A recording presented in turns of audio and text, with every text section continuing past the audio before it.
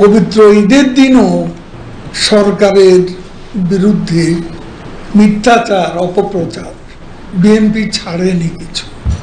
পারস্পরিক কাদা ছোড়াছুড়ি ঈদের দিন আমরা করি, এটা দেশের জনগণ নিশ্চয়ই চায় না।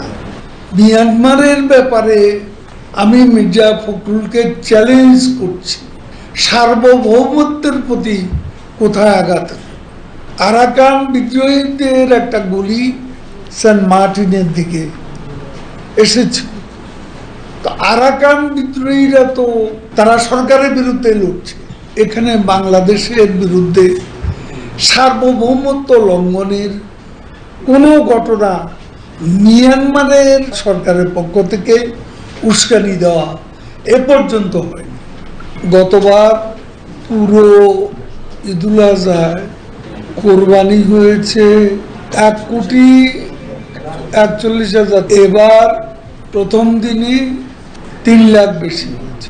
তাহলে মানুষ এই মূল্যস্ফীতির মধ্যে কোরবানি করার যে সংখ্যা, এটা তো অনেক বৃদ্ধি পেয়েছে।